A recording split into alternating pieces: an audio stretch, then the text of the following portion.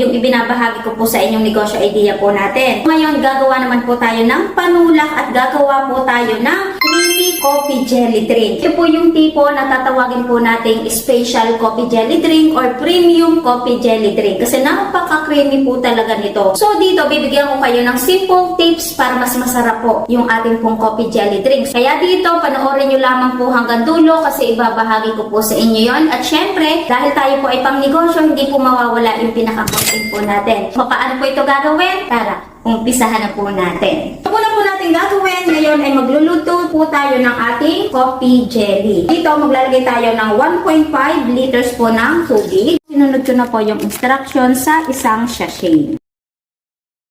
Kahit may flavor na, naglalagay pa rin po ako dyan ng Nescafe. Sukat po nito ay 1 teaspoon. Para may lasa na din po yung ating gulaman, para mas masarap. Estimate, maglalagay din po tayo dyan ng 1/3 cup po ng wash sugar.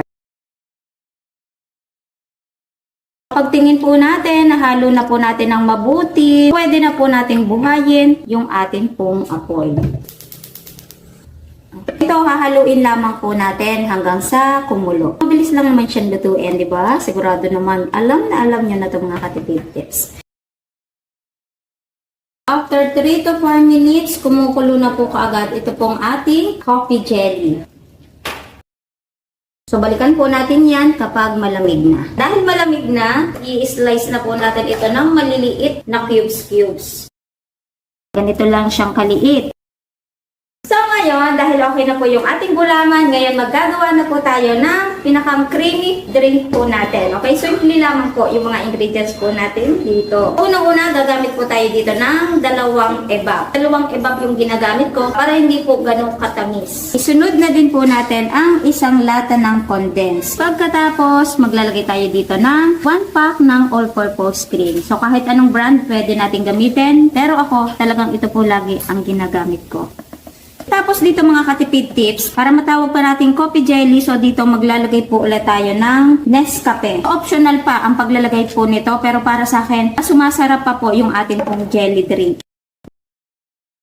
Dito, kung itatanong nyo kung wala po ba akong inilagay na tubig, wala po tayong inilagay. Talagang pure milk po ito, kaya sigurado po ang kalidad po ng ating coffee jelly drink. Tulawin na lamang po natin ng ayos yung coffee para hindi siya buo-buo. And then, yung pinakang last ingredients po natin, bago po natin makalimutan, maglalagay po tayo ng 1 tablespoon ng white sugar or wash sugar. Optional na lamang po ha, yung paglalagay po. No. Pero ako, naglalagay talaga ako ng kaunting asukal kasi iba yung sipa nung tamis or linamnam kapag naglagay po tayo ng sugar.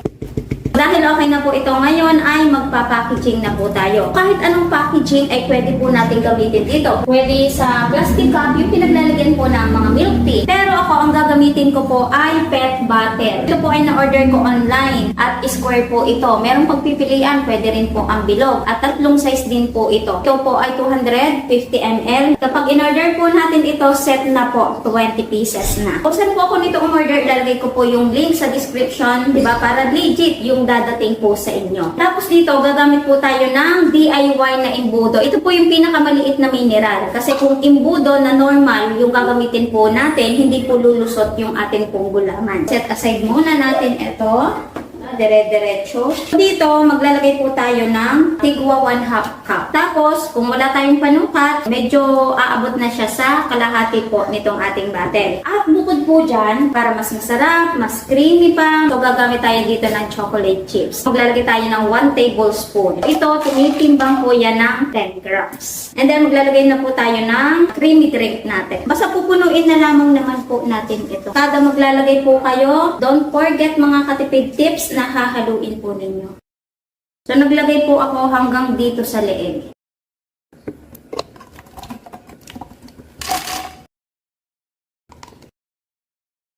So, ngayon, ipapackaging ko lamang po ito lahat para malaman po natin kung makakailan po tayo dito. Para sa costing, hindi po tayo mahihirapan.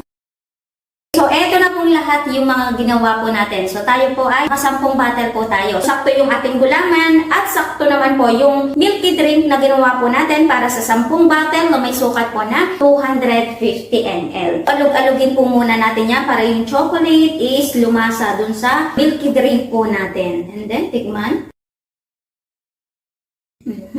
Super creamy. Yung coffee natin, nagbabalanse po dun sa milky drink na inilagay po natin. And then, yung gulaman po natin, kahit makain po natin yan, medyo may kaunting tamis. Yung malalasahan ba natin na walang tabang yung gulaman. Ang isa pa pong nagpasarap dito ay yung chocolate na inilagay po natin. Talagang malalasa po natin dito yung pagka-milky at yung pagka-creamy po nito. So, partida pa itong mga katipid tips kasi hindi pa siya malamig. Eh, lalo na, di ba? Kapag ito po ay napalamig po natin, napakasarap inumin. Dito pong ating coffee jelly drink. So overall, masarap po yung pinakang timpla po natin dito. Saktong-sakto yung mga inilagay po nating ingredients. So kung itatanong nyo naman na tipid tips, ano po yung pinakang shelf life? Para sa akin, ipaubos po agad natin para na andun pa rin po yung quality ng ating pong coffee jelly drink. Lalo na kung nag-uumpisa pa lamang po tayo, pwedeng gumawa po muna tayo ng isang gawaan katulad po nito para naaalagaan po natin yung quality ng ating pong mga inumin. Pagandahan pa dito, napakadali niya lamang pong gawin. Pagkatapos po nito, idediretso na po natin ito sa atin pong chiller. Ibigyan ko kayo ng tips dito. Kung talagang hanap natin yung extra income, wala tayong magawa sa bahay, ilagay lamang po natin ito sa mga cooler,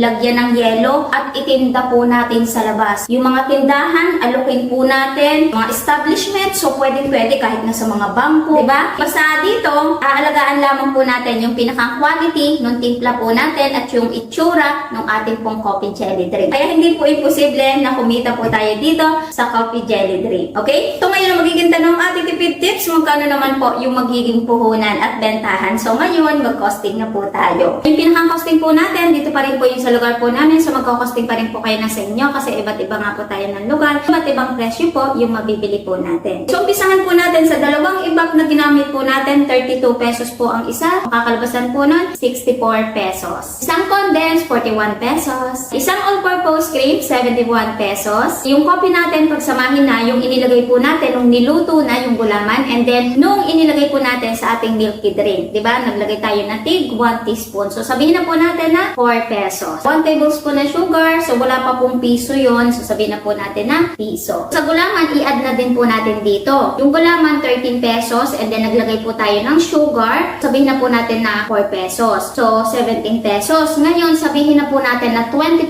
pesos yung pinakang puhunan sa gulaman kasi niluto po natin yun, naglagay tayo ng tubig and then pinakang labor. Naglagay din po tayo ng chocolate chips, bali ang total na nagamit po natin ay 100 grams. Kung may presyo po yun ng 36 pesos. Kaya ang total po lahat ay 259 pesos. Ngayon, magpa-plus po tayo ng other expenses po natin. Yung packaging po natin, nabili ko to online, 228 ang 20 pieces. Pumapatak po na 11.4 po kada isang piraso. Ngayon, sabihin na po natin na 15 pesos po ang puhunan kada isang lalagyan. Kasi di ba hindi natin maiwasan, baka mamaya merong shipping o kaya naman nagmahal yung bottle at syempre di ba maglalagay pa tayo dito ng sticker. Hindi natin maiwasan kapag take out, meron pong plastic. So sabihin na po natin na 15 pesos po ang packaging kada isang piraso. Tayo ay nakasampu, 150 pesos po yung pinakang puhunan. Syempre kahit madali lamang naman po itong gawin, magpa-plus pa rin po tayo ng pinakang labor po natin at ilalagay din po natin ito sa ref. So sabihin na lamang po natin na 50 pesos kasi madali lang talaga siyang gawin and then 10 pieces lamang po yung ilalagay po natin sa ref. Hindi pa siya ganun katakaw ng space sa ref po natin. Kaya ang total po lahat ay 459 pesos. So i-divide po natin sa 10 nagawa po natin at ang kakalabasan po ng 45.9 po yung pinakang puhunan po natin kada isang coffee jelly drink. Yung pagbebenta pa rin po nito nakadepende pa rin po sa atin. Pero ako, ibebenta ko po siya ng 60 pesos. Kasi kapag natikman po nila itong ating coffee jelly drink, talagang mapapaulit sila sa sarap po nito. Tapos ibebenta natin, di ba, yung malamig na malamig na malamig. At hindi na sila lugi dito kasi meron pang chocolate chips, di ba? Hindi naman natin piniped yung chocolate chips kasi madami po talaga yung 1 tablespoon. So sa 60 pesos na bentahan, i-minus po yung pinakampuhunan. Tutubo po tayo ng 15 pesos po kada isang bottle. So kapag itinimes po natin sa 10,